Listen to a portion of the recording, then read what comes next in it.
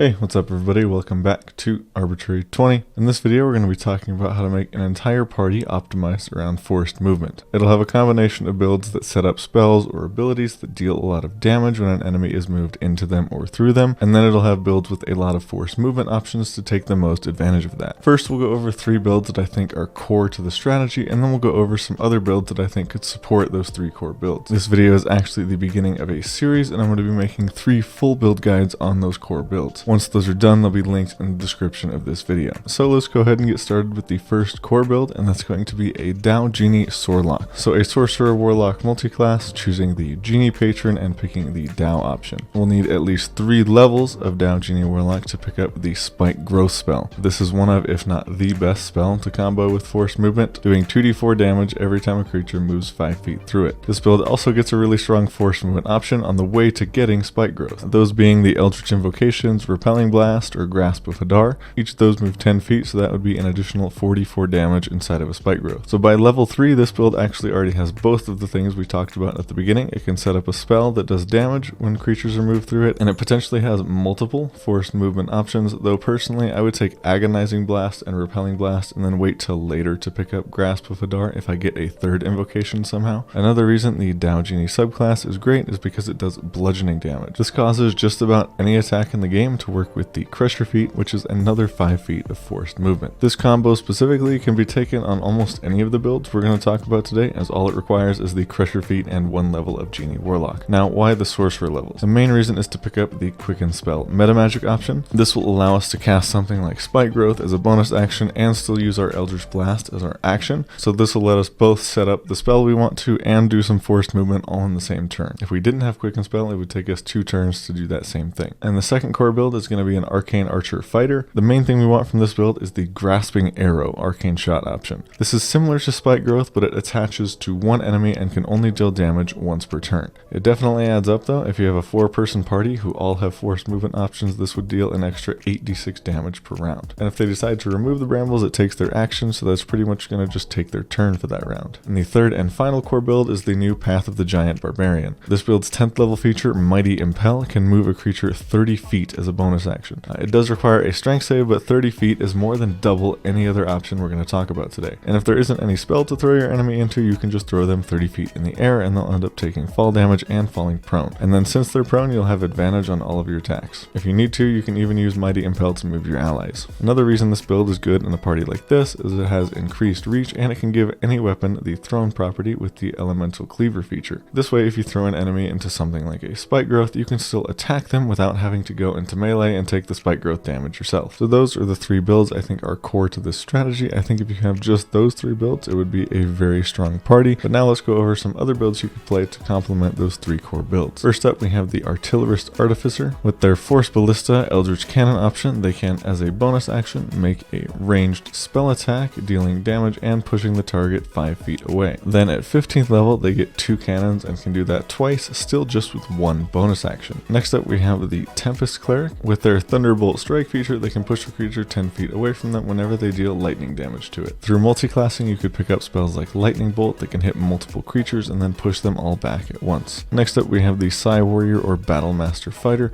They get Telekinetic Thrust and Pushing Attack, respectively. Both of these abilities deal additional damage and push an enemy away upon hitting them with an attack. Next is the Way of the Open Hand Monk. Not the best class or subclass, but the push option on Open Hand technique does have a lot of synergy in a party like this. Maybe the Open Hand Monk would actually feel decent to play in a party like this. Then we have the Swarm Keeper Ranger. Their Gathered Swarm ability can potentially move a creature 15 feet after you hit it with an attack. The nice thing about this one is it's any direction horizontally, not just towards or away from you like a lot of the other features we've talked about. One other good thing is since it's a ranger, this build can also pick up Spike Growth. Lastly, we have the Graviturgy Wizard. Their Gravity Well feature allows them to move a creature 5 feet if they hit that creature with a spell attack roll, or if that creature fails a saving throw on one of their spells. That's all of the builds, but one more option I did want to mention that pretty much any character on this list can take is the Telekinetic feat. If you don't have a better use for your bonus action, you can just use it for an extra 5 feet of forced movement each turn if the enemy fails a strength save. But that's it for this video. I think I'm going to be doing the first full guide on the Path of the Giant Barbarian since it just came out. If that video is done, you can check it out right here or in the description below. Thanks for watching. Hope you have an awesome rest of your day, and we'll see you in the next one.